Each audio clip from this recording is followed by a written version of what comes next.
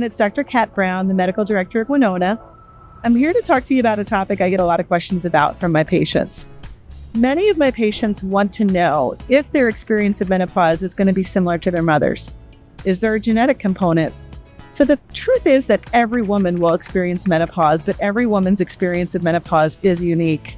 Not every woman will have the same experience. There may be some women that may not need treatment, that may do well and may make this adjustment and their transition of life very easily. Some women tend to follow patterns of their mothers when it comes to their menstrual history, their period patterns, and they can also follow in similar footsteps if they have the same genetic composition as their mothers with their experience of menopause.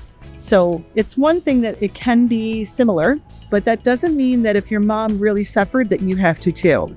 There are changes you can make and things that you can do to make the menopause transition a little smoother.